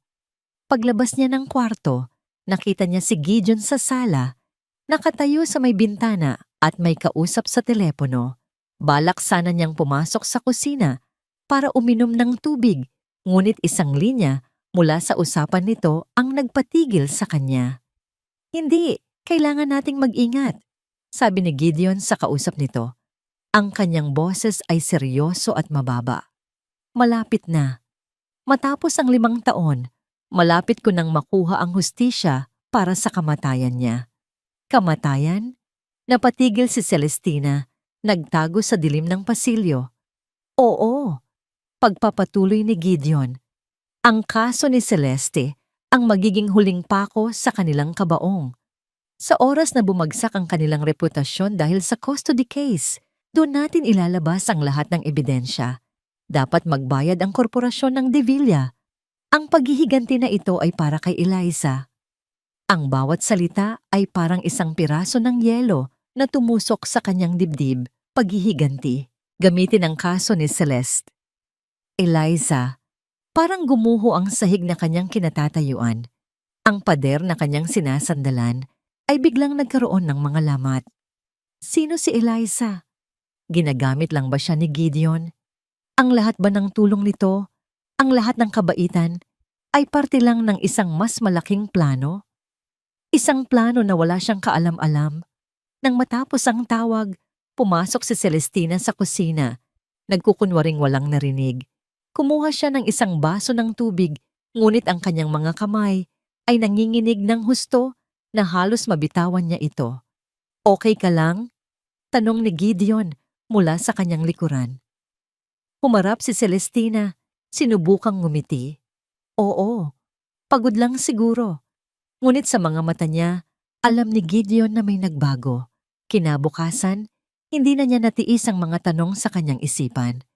Habang si Gideon ay nasa isang business meeting at si Leo ay nasa paaralan, ginawa niya ang isang bagay na hindi niya akalaing gagawin niya. Nagpunta siya sa condo unit ni Gideon na binigyan siya ng access card para sa mga emergency. Ang kanyang puso ay kumakabog ng malakas habang binubuksan niya ang pinto. Pakiramdam niya ay isang magnanakaw, isang traidor. Ngunit kailangan niyang malaman ang totoo. Nagpunta siya sa home office nito. Malinis at organisado ang lahat. Ngunit sa isang nakalock na drawer na nagawa niyang buksan gamit ang isang paperclip na natutunan niya sa mga pelikula, natagpuan niya ang isang manipis na folder. Ang pangalan sa labas, Eliza Santos. Nanginginig niyang binuksan ito. Sa loob ay mga lumang clippings ng balita. Tragic accident at De Villa Prime Tower construction site. 1 engineer dead. Nakita niya ang litrato ng biktima. Isang magandang babae na may mahabang buhok at matamis na ngiti. Si Eliza Santos. At sa ilalim ng artikulo, may isa pang litrato. Isang mas batang Gideon. Umiiyak habang inaalo ng isang kasamahan. Ang caption, Gideon Lazaro, the victim's fiancé. Fiancé. Patuloy siyang nagbasa. Ang opisyal na ulat ay nagsasabing human error sa panig ni Eliza, ngunit may mga kalakip na dokumento sa folder, mga testimonya ng mga manggagawa na binayaran para manahimik, mga report mula sa isang independent engineer na nagsasabing substandard ang mga materyales na ginamit ng De Villa Holdings para makatipid. Lahat ay itinago. Lahat ay ibinaon sa limot. Ang huling bagay sa folder ay isang litratong kupas na. Si Gideon at si Eliza magkayakap, parehong nakangiti ng napakatamis. Sa likod nito, may sulat kamay. Hanggang sa dulo, mahal ko, makukuha rin natin ang hustisya. Isinara ni Celestina ang folder. Ang galit at pagdududa ay napalitan ng isang malalim na sakit. Hindi lang pala siya. Hindi lang pala ang puso niya ang winasak ng mga De Villa. Nang gabing iyon, pagbalik ni Gideon sa kanyang hotel suite, inabangan siya ni Celestina. Hindi siya nagsalita. Inilapag lang niya ang folder ni Eliza Santos sa ibabaw ng coffee table. Nakita ni Gideon ang folder at ang lahat ng kulay ay nawala sa kanyang mukha. Tumingin siya kay Celestina. Ang kanyang mga mata ay puno ng sakit at pagsisisi. Celeste, I can explain. Ipaliwanag ang alin, Gio? Putol ni Celestina. Ang kanyang boses ay malamig at basag. Na ginagamit mo lang ako, na ang pagtulong mo sa akin ay paraan lang para makapaghiganti ka sa kanila, para sa nobya mo. Hindi siya makatingin ng diretso dito. Ang bawat salita ay parang isang sampal. Ginagamit mo lang ba ako at ang anak ko bilang pain para sa laro mo? Tanong niya. Ang mga luha ay nagsimula nang bumagsak. Sabihin mo sa akin ang totoo. Sa wakas ay nag-angat ng tingin si Gideon. Ang mga mata nito ay puno ng emosyon, sakit, pagsisisi at isang bagay na hindi pa nakikita ni Celestina dati. Tumingin ito ng diretso sa kanyang mga mata. Walang pagtatangkang magsinungaling. Walang pagtatangkang itanggi. Oo, sagot nito. Ang bawat salita ay mabigat. Oo, nagsimula ako sa paghihiganti. Huminto ito, huminga ng malalim, at idinugtong ang mga salitang yumanig sa buong pagkatao ni Celestina. Pero iba na ngayon. Iba na ngayon. Ang mga salitang yon ay nanatiling nakalutang sa hangin, mas mabigat pa sa katahimikang namamagitan sa kanila. Tinitigan ni Celestina si Gideon, naghahanap ng kahit anong bahid ng kasinungalingan sa mga mata nito. Ngunit ang tanging nakita niya ay isang malalim na kalungkutan at isang nakakaawang sinseridad. Paano naging iba? Tanong ni Celestina. Ang kanyang boses ay nanginginig pa rin, pinaghalong galit at sakit. Ang buong pundasyon ng tiwala ko sa'yo, nakatayo pala sa ibabaw ng kasinungalingan. Huminga ng malalim si Gideon na tila naghahanda para sa isang mahabang pag-amin. Naglakad siya papunta sa bintana, tinalikuran si Celestina at nagsimulang magkwento. Ang kanyang boses ay halos isang bulong. Si Eliza, siya ang aking mundo. Panimula niya. Ang alaala ay nagdulot ng isang nakikitang sakit sa kanyang tindig. Kami ay magkasama mula pa noong kolehiyo. Mga pangarap namin, simple lang. Magpakasal, bumuo ng pamilya. Pareho kaming engineer. Nakuha namin pareho ang aming unang malaking proyekto sa Davila Holdings. Isang flashback ang malinaw na nabuo sa isipan ni Gideon. Isang masayang montage ng dalawang nagmamahalan. Siya at si Eliza, nakasuot ng hard hat sa isang construction site. Nagtatawanan habang pinag-aaralan ang mga blueprint. Isang eksena sa isang simpleng restaurant kung saan inilabas niya ang isang singsing at lumuhod. Ang oo ni Eliza ay kasabay ng mga luhang puno ng saya. Sila ay nasa tuktok ng mundo. Pero ang Davila Holdings, pagpapatuloy ni Gideon, ang kanyang boses ay nagdilim, ay mas inuna ang tubo kaysa sa buhay ng mga tao. Nag-cut sila ng corners, gumamit ng substandard na materyales. Si Eliza ang unang nakadiskubre. Sinubukan niyang i-report. Tinakot siya. Sinabihang manahimik. Pero matapang si Eliza, hindi siya natakot. Ang masayang alaala ay napalitan ng isang madilim at magulong eksena. Isang maulang hapon sa construction site. Ang tunog ng pagguho ng bakal at semento. Mga sigawan. Ang huling nakita ni Gideon ay ang takot sa mga mata ni Eliza bago ito natabunan ng mga debris. Ang kanyang mundo ay gumuho kasama ng gusaling iyon. Ang opisyal na imbestigasyon ay kasinungalingan.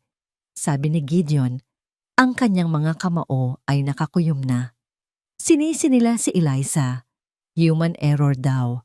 Binayaran nila ang lahat para manahimik, mula sa pinakamaliit na trabahador hanggang sa mga opisyal ng gobyerno. Ang pangalan ni Eliza ay dinungisan para maprotektahan ang pangalan ng mga Davila. Humarap siya kay Celestina. Ang kanyang mga mata ay puno ng luha na hindi dumadaloy. Sa loob ng 5 taon, iyon ang naging misyon ko. Ang linisin ang pangalan niya. Ang ilabas ang katotohanan. Sinubukan kong labanan sila sa legal na paraan. Pero napaka-imposible. Kaya nag-ipon ako ng pera. Nagtayo ng sarili kong kumpanya at naghintay ng tamang pagkakataon para pabagsakin sila mula sa loob. At ako, sabi ni Celestina, ang kanyang boses ay basag. Ako ang iyong tamang pagkakataon. Oo, pag-amin ni Gideon, ang salita ay masakit para sa kanilang dalawa. Nang malaman ko ang kwento mo, na ikaw ang asawa ni Ricardo de Villa, nakita ko ang isang pinto. Isang paraan para makalapit sa kanila.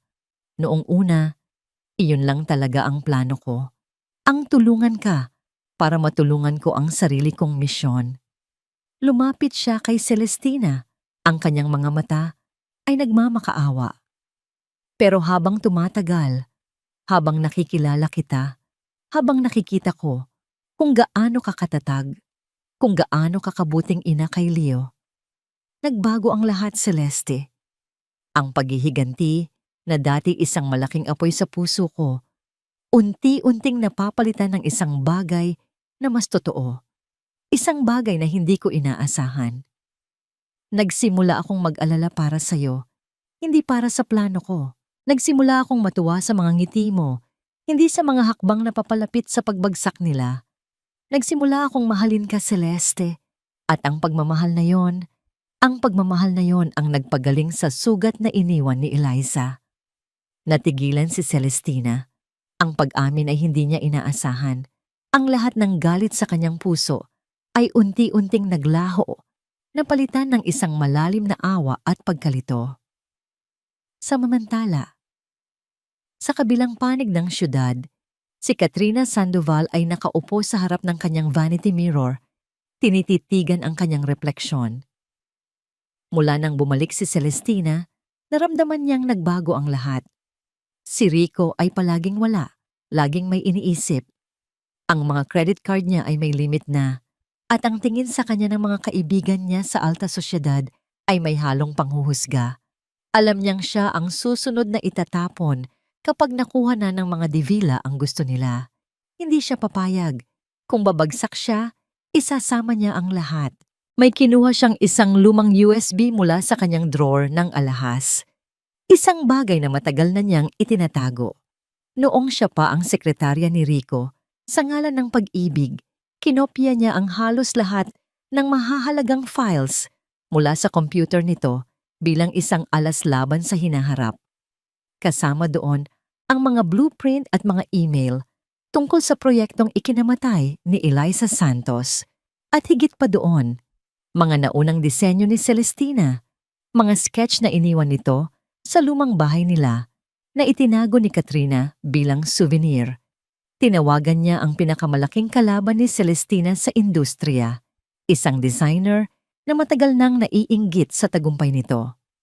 "Hello, Miss Valderrama?" sabi ni Katrina sa telepono. Ang kanyang boses ay kasing tamis ng lason. "I think I have something that might interest you. Something that could prove na ang sikat na si Celestina ay hindi naman talaga orihinal." Habang si Celestina ay gulong-gulo pa rin sa kanyang mga nararamdaman, hindi niya alam kung dapat ba niyang pagkatiwalaan muli si Gideon. Ang puso niya ay nagsasabing totoo ang sinasabi nito. Ngunit ang isip niya, na nasanay na sa katrayduran, ay puno ng pag-aalinlangan. "Hindi ko alam, Gio," sabi niya sa wakas, umiiling. "Hindi ko alam kung ano ang paniniwalaan ko." Bago pa man makasagot si Gideon, tumunog ang telepono ni Celestina. Isang tawag mula sa kanyang abogado. "Celeste," sabi ng abogado sa kabilang linya. Ang kanyang boses ay apurado. May malaking problema. Isang malaking online magazine ang naglabas ng isang article. May mga larawan ng mga lumang sketch. Inaakusahan kanila ng plagiarism. Nanlaki ang mga mata ni Celestina. Ang kanyang pinakamasamang bangungot. Ang isang akusasyon na kayang pumatay sa karera ng sinumang designer. Hindi lang yan. Pagpapatuloy ng abogado. Gagamitin ito ng kampo ni De Villa sa korte bukas. Sasabihin nilang ito ay patunay ng iyong deceptive character at moral unfitness para maging isang ina. Ang tawag ay natapos. Si Celestina ay napaupo. Tila nawalan ng lahat ng lakas. Ang dalawang digma ang kinakaharap niya, ang laban para sa kanyang anak at ang laban para sa kanyang karera, ay biglang nagsanib sa isang malaking alon na handa siyang lunurin. Tumingin siya kay Gideon, ang kanyang mga mata ay puno ng kawalan ng pag-asa. Nagsisimula na, bulong niya, ang pagsira nila sa akin. Miss Reyes, totoo po ba ang mga akusasyon ng plagiarism?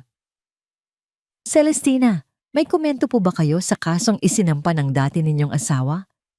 Sino po si Gideon Lazaro sa buhay ninyo? Totoo po bang hindi karapat-dapat na ina?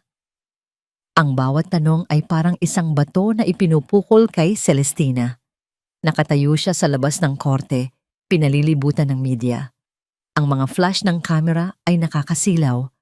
Ang mga mikropono ay nakatutok sa kanyang mukha. Sa kanyang tabi, si Gideon at ang kanilang abogado ay pilit siyang ini-escort papasok na parang mga sundalong sumusuong sa isang digmaan. Pakiramdam ni Celestina ay hinuhubaran siya sa harap ng buong mundo. Ang pribadong sakit na matagal niyang kinimkim ay ngayoy isang pampublikong sirko. Sa loob ng korte, mas masahol pa ang pakiramdam. Ginamit ng abogado ni Rico ang article tungkol sa plagiarism bilang pangunahing ebidensya. Ipininta nila si Celestina bilang isang manloloko, isang oportunista na handang gumawa ng lahat para sa pera at kasikatan. Isang babaeng kayang magnakaw ng gawa ng iba. Sabi ng abogado ni Rico sa kanyang pambungad na salita habang nakaturo kay Celestina, ay siya ring babaeng kayang magnakaw ng karapatan ng isang ama na makasama ang kanyang anak. Napakuyom si Celestina ng kanyang mga kamao sa ilalim ng lamesa. Ang bawat salita ay isang lason. Ang pinakamasakit ay ang makita si Rico sa kabilang panig, nakaupo sa tabi ng kanyang ina, walang emosyon, na para bang hindi siya nito kilala, na para bang ang 5 taon na pinagsamahan nila ay walang halaga. Nang siya na ang tinawag sa witness stand, ang kanyang mga tuhod ay nanginginig. Sinubukan niyang maging matatag, ngunit ang mga tanong ng abogado ni Rico ay walang awa. Ginang Reyes, maaari niyo bang kumpirmahin kung sa inyo ang mga sketch na ito? Tanong nito. Ipinapakita ang mga larawan mula sa article. Opo, mahinang sagot ni Celestina. Mga preliminary sketch ko po yan. At maaari niyo bang ipaliwanag kung bakit ang mga disenyong ito ay halos magkapareho sa koleksyon na inilabas ni Miss Valderrama 2 taon na ang nakalipas? Dahil ninakaw po ang mga yan, sabi ni Celestina. Ang kanyang boses ay nagsimulang manginig. Naiwan po ang mga yan sa dati naming bahay. Ninakaw o baka naman ibinenta, Ginang Reyes? Mabilis na banat ng abogado. Baka naman kailangan ninyo ng pera noon at ngayon ay gusto ninyong angkinin ang isang disenyong sumikat na? Objection, Your Honor. Speculation. Sigaw ng abogado ni Celestina. Sustained! Ngunit ang pinsala ay nagawa na. Ang duda ay naitanim na sa isipan ng hukom. Ang gabi ay mas naging isang impyerno. Pag-uwi nila sa hotel, ang pangalan niya ay nasa lahat ng balita. Ang kanyang mukha ay nasa lahat ng social media, kasama ng mga salitang plagiarist, fake, gold digger, at unfit mother. Ang mga sponsors ng kanyang brand ay nagsimulang tumawag sa kanyang mga ahente, nagbabantang i-pull out ang kanilang suporta. Ang mundong pinaghirapan niyang buuin sa loob ng 5 taon ay gumuho sa loob lamang ng isang araw. Sa gitna ng kaguluhan, sinubukan ni Gideon na aluin siya. Huwag kang maniwala sa kanila. Celeste, kasinungalingan lang ang lahat ng niya. Ngunit ang tiwala ni Celestina ay basag na. Tumingin siya kay Gideon. Ang kanyang mga mata ay puno ng pagod at sakit. Paano pa ako maniniwala sa iyo, Gio? Tanong niya. Ang kanyang boses ay walang buhay. Ang buong relasyon natin ay nagsimula sa isang kasinungalingan. Paano ko malalaman na hindi rin ito isang malaking pagkukunwari? Hindi totoo yan. Yan, giit ni Gideon, nasasaktan sa kanyang mga salita. Mahal kita, Celeste. Maniwala ka. Pagmamahal. Mapaklang tumawa si Celestina. Ang huling nagsabi sa akin yan ay iniwan ako sa gitna ng gabi habang nagdadalang tawa ko. Patawarin mo ako kung hindi na ako basta-basta naniniwala sa salitang yan. Itinulak niya si Gideon palayo. Umalis ka muna. Pakiusap. Kailangan kong mapag-isa. Walang nagawa si Gideon, kundi ang umalis. Ang kanyang mukha ay puno ng sakit. Iniwan niya si Celestina sa gitna ng sala, napapaligiran ng katahimikan na mas maingay pa sa sigawan ng media kanina. Naupo si Celestina sa sahig, niyakap ang kanyang mga tuhod. Pakiramdam niya ay bumalik siya sa simula. Ang babaeng walang-wala, iniwan at sinaktan. Lahat ng kanyang ipinaglaban, lahat ng kanyang itinayo. Para saan pa? Nang biglang bumukas ang pinto. Hindi si Gideon, si Doña Esmeralda de Villa. Paano ka nakapasok dito? Gulat na tanong ni Celestina. May mga bagay na nabibili ng pera, hiha, sabi ng matanda. Umupo sa isang silya na para bang pag-aari niya ang lugar. Tiningnan niya si Celestina na may halong awa at pagtatagumpay. Nakita mo na? Ito ang mundo namin. Isang mundo na hindi mo kayang labanan. Anong kailangan na niyo? Nandito ako para mag-alok ng isang kasunduan, sabi ni Doña Esmeralda, diretsong nakatingin sa kanya. Nakikita kong pagod ka na. Hirap ka na. Itigil mo na ang kahibangang ito. Ibigay mo sa amin ang bata. Napatayo si Celestina. Hindi. Kailanman. Makinig ka. Pagpapatuloy ng matanda. Hindi natinag. Ibibigay mo sa amin si Leo. Palalakihin namin siya bilang isang tunay na Devilla. Bibigyan ng buhay na hindi mo kayang ibigay. At bilang kapalit, aayusin namin ang lahat. Ang kaso ng plagiarism, pababagsakin namin. Ang media, patatahimikin namin. Ang mga sponsors mo, babalik. Ibibigay namin sa'yo pabalik ang iyong karera. Ang iyong pangalan.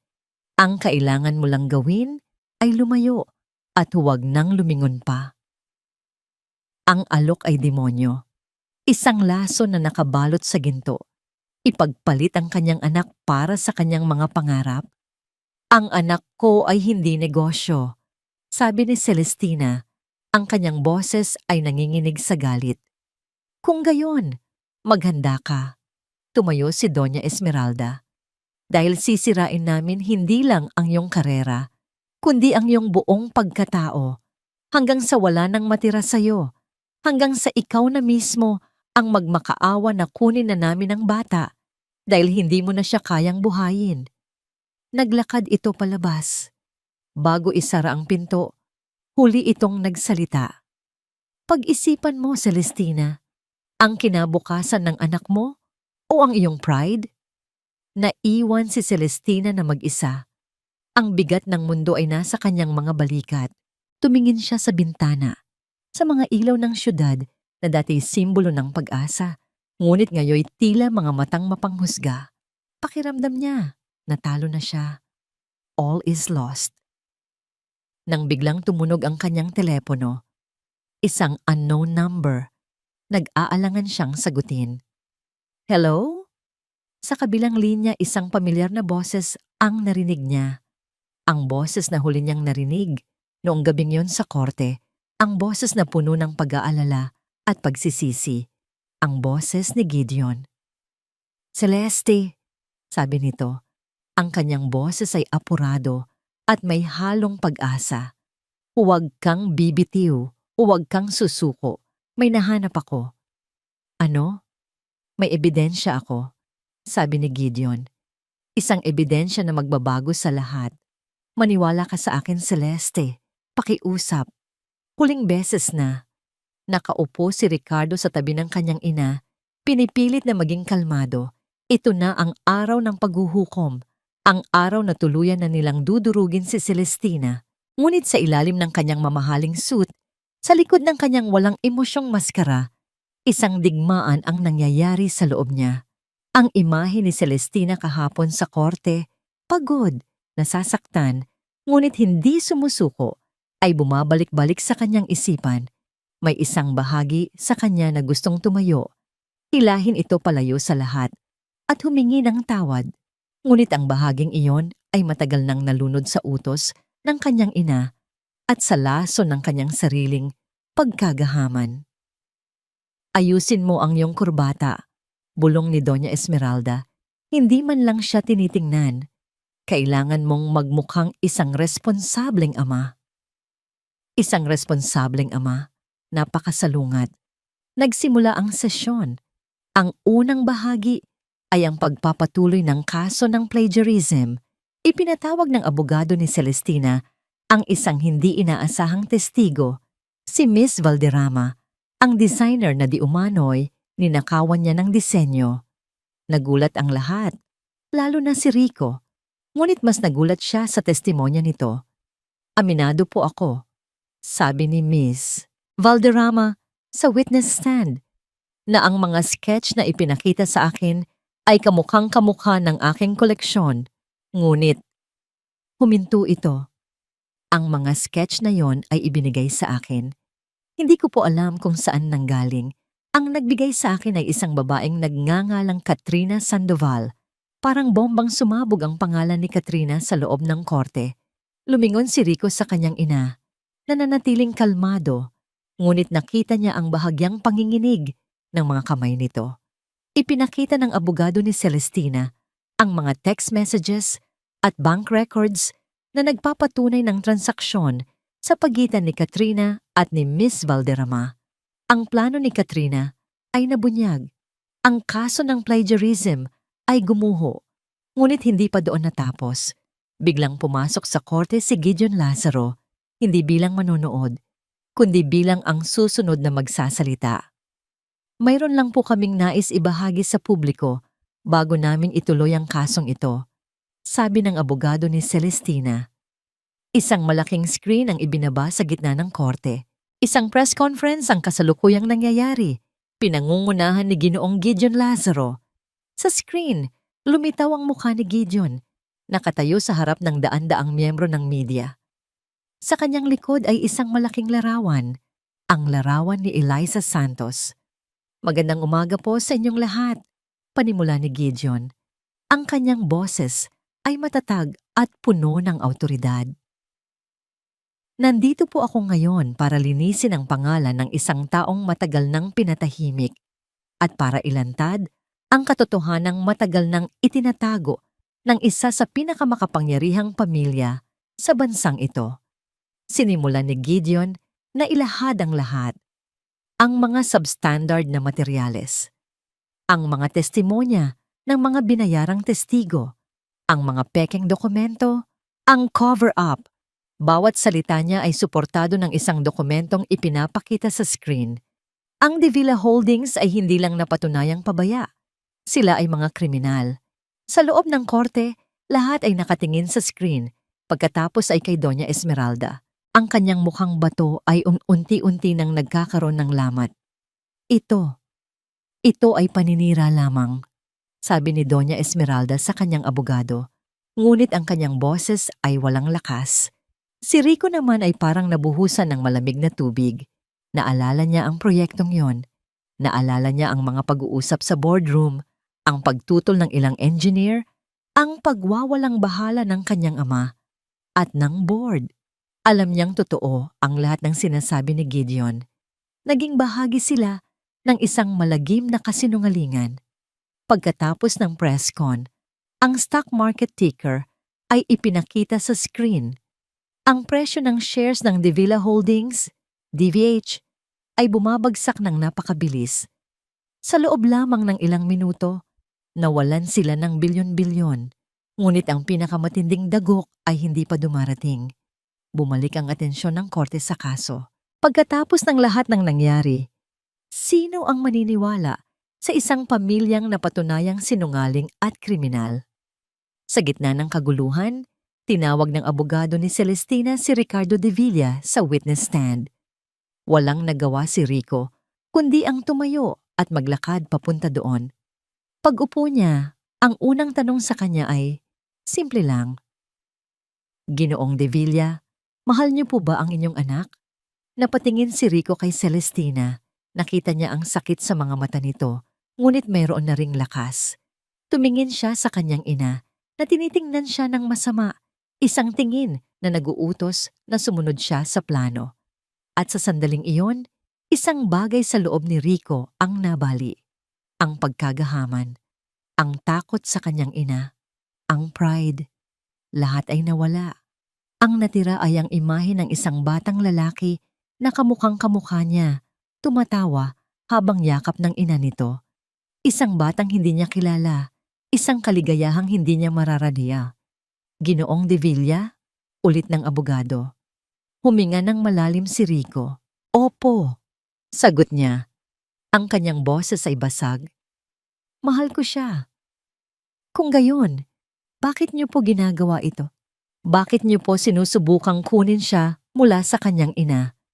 Tumingin si Rico sa hukom, pagkatapos ay sa mga manonood at sa huli, sa kanyang ina. Sa unang pagkakataon, sa buong buhay niya, sasalungatin niya ito. Dahil sakim ako. Pag-amin niya, ang bawat salita ay isang malaking kabawasan sa kanyang dibdib. Dahil sa isang mana na nakapangalan sa kanya. Isang kolektibong paghinga ang narinig sa buong korte na bunyag na ang lahat, ang totoong motibo. "At ang mga akusasyon ninyo laban kay Ginang Reyes?" Umiling si Rico. Lahat ng yon ay kasinungalingan. Si Celestina ang pinakamabuting ina na kilala ko. Ako ang hindi karapat-dapat na maging ama. Ang pag-amin ay isang pagsabog. Si Doña Esmeralda ay napatayo, ngunit pinigilan siya ng kanyang abogado. Pagkatapos ng testimonya, habang nagreses ang korte, hinarap ni Rico ang kanyang ina sa isang pasilyo. "Anong ginawa mo?" Sigaw ni Doña Esmeralda. "Sinira mo ang lahat." "Hindi, Ama," sagot ni Rico. Sa wakas ay natagpuan na ang lakas para labanan ito. Matagal nang sira ang lahat. Matagal na nating niloloko ang sarili natin. Pera, kapangyarihan, pangalan. Iyan lang ang mahalaga sa inyo. Pero sa kahahabol natin dyan, nawala sa atin ang pinakamahalaga. Samantala, sa labas ng korte, si Katrina Sandoval ay pinapalibutan ng mga pulis. May hawak silang warrant of arrest para sa kanya, para sa corporate espionage at perjury. Bago siya ipasok sa sasakyan ng pulis, sumigaw siya kay Rico na papalabas ng gusali. "Kasalanan mo to, Rico. Magsama kayo ng nanay mo sa impyerno.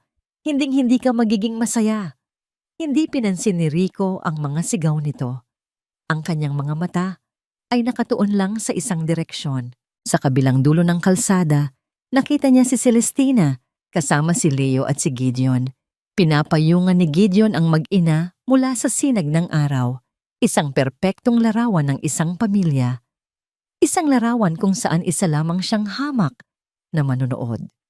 Sa huling sandali, bago tuluyang isara ang pinto ng korte para sa pinal na desisyon, gumawa si Rico ng isang huling, nakakagulat na pahayag sa kanyang abogado. "I-withdraw mo ang kaso," sabi niya, "at sabihin mo sa prosekusyon na handa akong tumestigo laban sa sarili naming kumpanya." Makalipas ang ilang linggo, ang ingay ng media at ang tensyon ng korte ay napalitan ng katahimikan. Ang bagyo ay lumipas na, at sa unang pagkakataon, sa loob ng napakatagal na panahon, nakahinga si Celestina ng maluwag. Nakaupo siya sa isang bench sa isang parke sa Taguig. Pinapanood ang kanyang anak na si Leo na masayang nagpapatakbo ng isang saranggola. Ang saranggola ay lumilipad ng mataas, sumasabay sa hangin, isang simbolo ng kalayaan na ngayon ay nararamdaman na rin niya. Sa kanyang tabi, tahimik na nakaupo si Gideon. Hindi na sila nag-usap tungkol sa nakaraan. Hindi na kailangan. Ang mga kilos ay naging mas makahulugan kaysa sa mga salita. Ang pananatili ni Gideon sa tabi niya sa gitna ng pinakamatinding laban Ang pagprotekta nito sa kanya at kay Leo nang walang hinihintay na kapalit. Iyon ang naging sagot sa lahat ng kanyang mga duda. Tingnan mo mama, ang taas na. Masayang sigaw ni Leo. Itinuturo ang saranggola. Ang galing-galing naman ng anak ko. Sagot ni Celestina. Ang kanyang tawa ay malaya at totoo. Napangiti si Gideon habang pinapanood sila. Sa gitna ng paghihiganting minsan ay kumain sa kanyang pagkatao, natagpuan niya ang isang bagay na mas mahalaga. Isang pamilya, isang bagong simula. Maya-maya, isang anino ang tumabon sa kanila. Napatingala si Celestina at ang ngiti sa kanyang labi ay unti-unting naglaho. Si Ricardo. Nakatayo ito sa kanilang harapan, ngunit ibang-iba na sa Ricong huli niyang nakita. Ang mamahaling suit ay napalitan ng simpleng polo shirt at pantalon. Ang dating kayabangan, sa kanyang tindig ay wala na. Napalitan ng isang kapakumbabaan. Ang kanyang buhok ay medyo magulo at may mga maitim na bilog sa ilalim ng kanyang mga mata. Mga marka ng mga gabing walang tulog at puno ng pagsisisi. Agad na tumayo si Gideon, handang humarang sa pagitan nila. Ngunit pinigilan siya ni Celestina sa pamamagitan ng isang marahang hawak sa braso. Umiling siya. Hayaan mo ako. Anong ginagawa mo dito, Rico? Tanong ni Celestina. Ang kanyang boses ay kalmado. Gusto lang kitang makausap, sabi ni Rico. Ang kanyang tingin ay nasa damuhan. Tila nahihiya siyang tumingin ng diretso sa kanya. Kung okay lang sa'yo. Tumango si Celestina. Naglakad sila palayo ng kaunti habang si Gideon ay nanatiling malapit kay Leo, nagbabantay mula sa malayo. Huminto sila sa ilalim ng isang malaking puno ng akasya. Sa loob ng ilang sandali, walang nagsalita. Kumusta ka na? Basag ni Rico sa katahimikan. Mabuti, simpleng sagot ni Celestina. Masaya. Payapa. Tumango si Rico. Isang malungkot na ngiti ang sumilay sa kanyang mga labi. Good. You deserve it. May kinuha siya mula sa kanyang bulsa, isang maliit na kahon. Para sa kanya. Inabot niya ito kay Celestina. Sa loob ay isang maliit na laruang kotse na gawa sa kahoy, maganda ang pagkakagawa. Ito yung paborito kong laruan nung bata ako, sabi ni Rico. Nahanap ko sa mga lumang gamit sa bahay. Gusto ko lang magkaroon siya ng isang bagay mula sa akin. Tiningnan ni Celestina ang laruan. Pagkatapos ay tumingin siya kay Rico. Sa wakas, nakita niya ang totoong pagsisisi sa mga mata nito. Hindi ang pagsisising dahil sa nawalang pera, kundi ang pagsisising dahil sa nawalang pamilya. Rico, nagsimula si Celestina. Ang lahat ng nangyari. Wag! Putol ni Rico. Putol ni. Wag kang humingi ng tawad. Ako ang may kasalanan ng lahat. Ako ang sumira sa'yo, sa atin. At habang buhay kong pagbabayaran yon. Tumingin siya sa direksyon ni Leo. Hindi ko hinihiling na tawagin niya akong papa. Hindi ko hinihiling na maging parte ng buhay ninyo. Ang tanging hiling ko lang ay sana mapalaki mo siyang mabuting tao. Isang taong hindi katulad ko. Ang sinseridad sa kanyang boses ay tumagos sa puso ni Celestina. Ang galit at puot na matagal niyang kinimkim para sa lalaking ito ay unti-unting naglaho na parang usok na tinatangay ng hangin. Napalitan ito ng awa at sa huli ng isang pakiramdam ng paglaya. Pinapatawad na kita, Rico, sabi ni Celestina. Ang kanyang mga salita ay mahinahon at totoo. Nag-angat ng tingin si Rico. Ang kanyang mga mata ay puno ng gulat at pasasalamat. Pinapatawad na kita, ulit ni Celestina. Hindi para sa'yo kundi para sa sarili ko, para sa kapayapaan ko, para makalaya na ako sa sakit ng nakaraan. Isang luha ang pumatak mula sa mata ni Rico. Ang unang luha na nakita ni Celestina mula sa kanya. Mabilis niya itong pinunasan. Salamat, Celeste. Bulong nito. Salamat. Tumalikod na ito at nagsimulang maglakad palayo. Ang kanyang balikat ay tila gumaan, ngunit ang kanyang likod ay nanatiling malungkot at nag-iisa. Pinanood siya ni Celestina habang papalayo ito. Wala nang natirang galit, wala nang sakit. Ang natira na lang ay ang pagtanggap. Tapos na ang kabanatang yon ng kanyang buhay. Bumalik siya sa bench kung saan naghihintay si Gideon. Ngumiti ito sa kanya, isang ngingiting puno ng pag-unawa. Habang papalubog na ang araw at ang langit ay nagkukulay kahel at lila, naupo sila ng tahimik, pinapanood si Leo na tumatawa. Ang eksena ay perpekto. Isang larawan ng isang pamilyang binuo hindi ng dugo, kundi ng pagpili, ng pagmamahal, at ng pangalawang pagkakataon. Nang biglang lumuhod si Gideon sa kanyang harapan, nanlaki ang mga mata ni Celestina. Gio, anong... Hindi isang singsing ang inilabas nito. Hinawakan nito ang kanyang dalawang kamay. Tumingin ito ng diretso sa kanyang mga mata. Ang kanyang kaluluwa ay tila nakalantad para makita niya. Alam kong nasaktan ka na, panimula nito. Alam kong mahirap para sa'yo na magtiwala ulit. Kaya hindi ako mag-aalok ng kasal. Hindi ako muna mangangako ng habang buhay. Huminga ito ng malalim. Pero hihilingin ko ito, Celestina Reyes, sabi niya. Ang kanyang boses ay puno ng emosyon. Hayaan mo akong maging parte ng mundo ninyo ng anak mo. Hayaan mo akong patunayan sa iyo araw-araw na karapat-dapat ako sa tiwala mo. Hayaan mo akong mahalin kayo nang walang kapalit, nang walang kondisyon. Hayaan mo akong maging tahanan ninyo. Sa halip na isang singsing, isang oo ang isinagot ni Celestina kay Gideon. Isang oo na hindi nagmula sa isang kontrata o obligasyon, kundi mula sa isang pusong handa nang sumubok muli. Makalipas ang ilang buwan, natagpuan ni Celestina ang kanyang sarili sa isang lugar na hindi niya inakalang magiging posible. Isang maliit na bahay sa tabi ng dagat sa Batangas, malayo sa ingay at gulo ng Maynila. At sa loob ng bahay na yon ang kanyang pangarap, isang sariling jewelry workshop na may malalaking bintanang salamin kung saan tanaw na tanaw niya ang asul na karagatan. Nakaupo siya sa kanyang workbench, ang sikat ng araw ay tumatama sa mga piraso ng ginto at pilak na nakakalat sa kanyang harapan. Ngunit sa pagkakataong ito, hindi siya gumagawa ng isang koleksyon para sa isang grand exhibit o para sa mga mayayamang kliyente. Ang ginagawa niya ay isang bagay na mas personal. Isang bagay na para lamang sa kanila.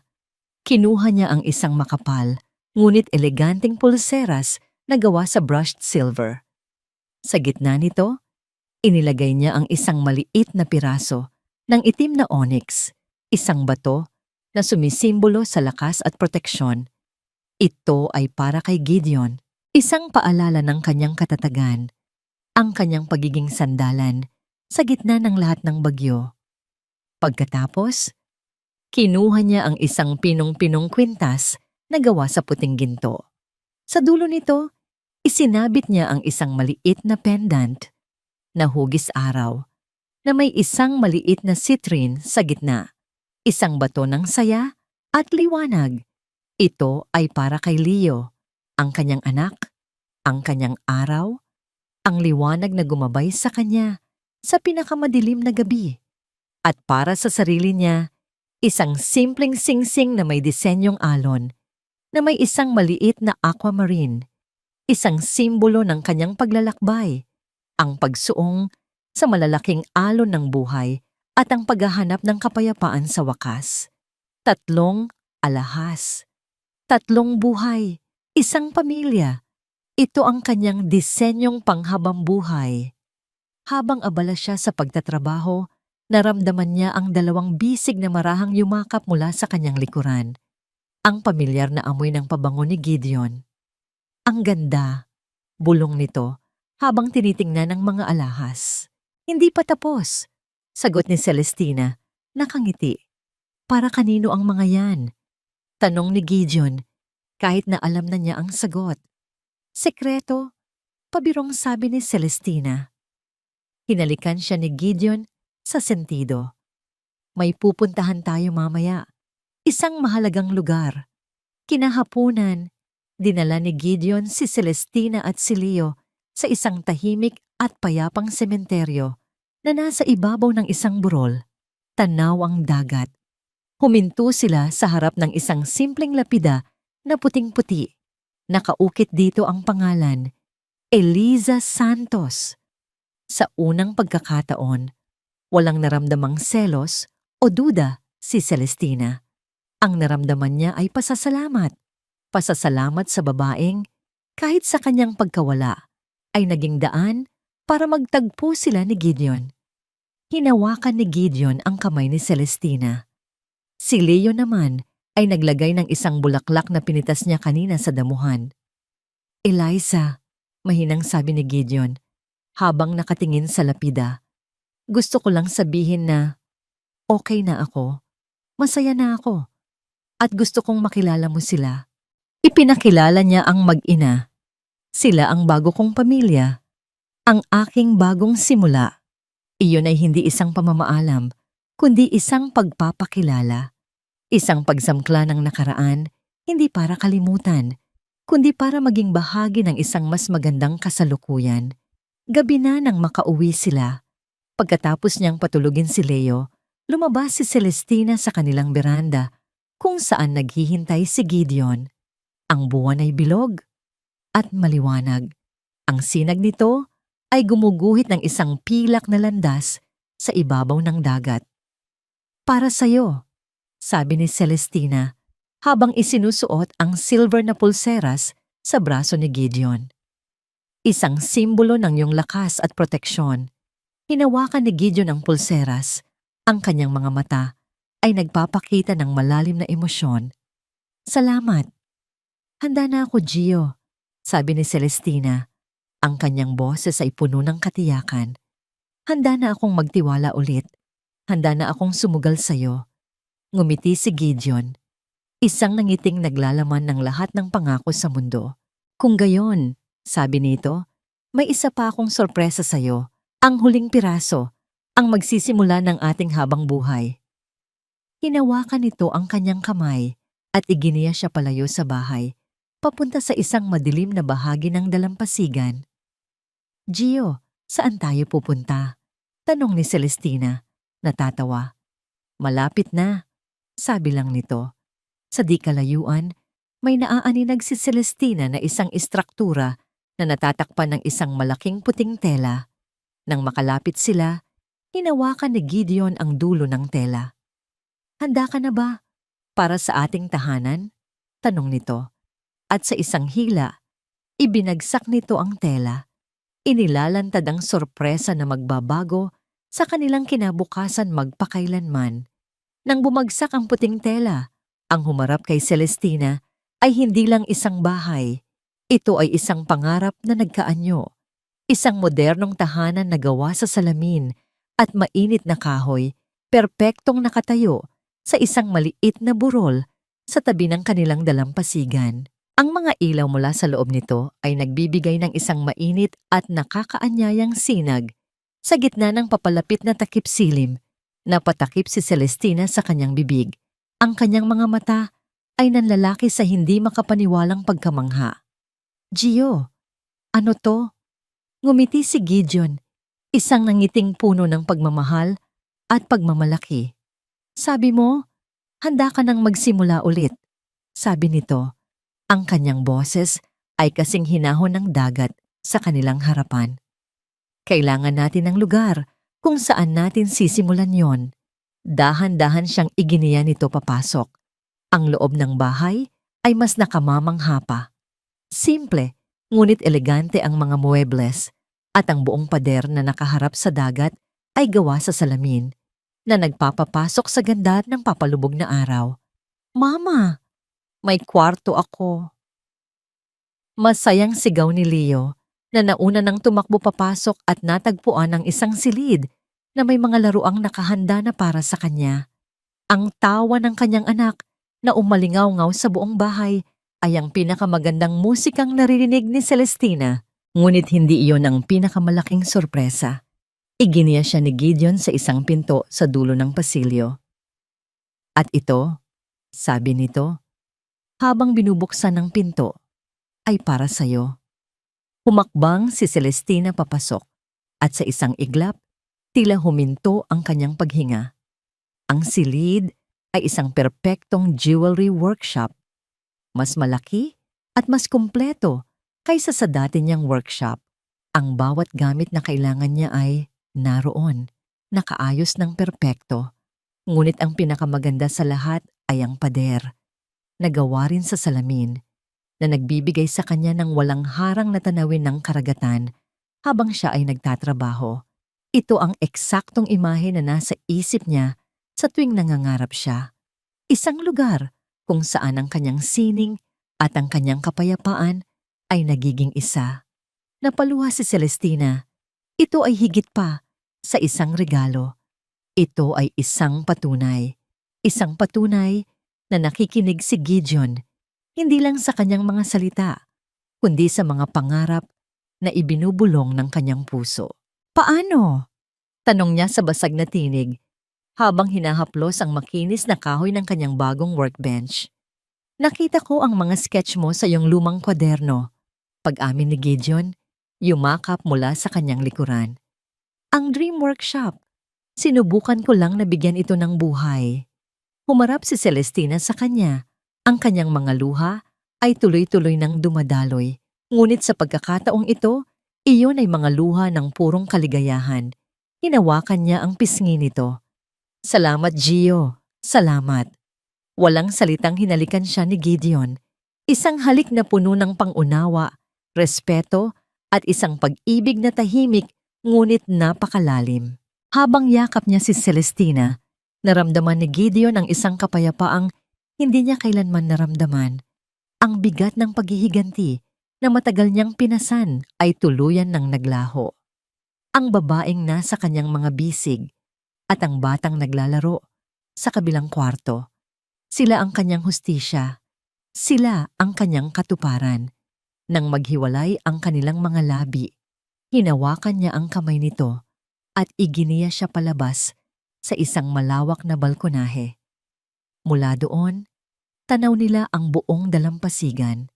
Ang araw ay isa ng nag-aapoy na bilog na dahan-dahang lumulubog sa abot tanaw. Si Leo ay tumakbo papalapit sa kanila at yumakap sa kanilang mga binti. Binuhat siya ni Gideon at inilagay sa pagitan nilang dalawa ni Celestina. Magkakasama silang tatlo. Pinapanood ang pagtatapos ng isang araw at ang pangako ng isang bagong umaga. Tingnan mo, Leo, bulong ni Celestina sa anak. Ang ganda, di ba? Tumango ang bata. Namimimilog ang mga mata sa ganda ng tanawin. Tumingin si Gideon kay Celestina na nakatingin sa kanya ng may pagmamahal na hindi na kailangan pang bigkasin. Niyakap niya ang kanyang mag-ina. Ito ang ating tahanan, sabi ni Gideon. Ang kanyang boses ay puno ng katiyakan. Hindi isang bahay na gawa sa bato at semento, kundi isang tahanang binuo mula sa mga durog na piraso, pinatibay ng pagsubok at sinilyuhan ng isang pag-ibig na mas matatag pa sa anumang unos.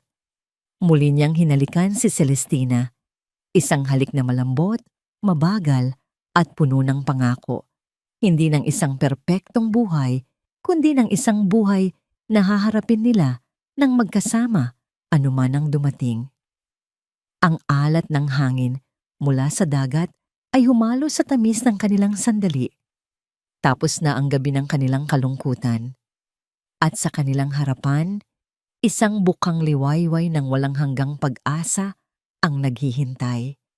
Sa kabila ng pagiging itinaboy, sa sandaling siya'y pinakamahina at nagdadalang tao, hindi hinayaan ni Celestina na sirain siya ng galit at sakit.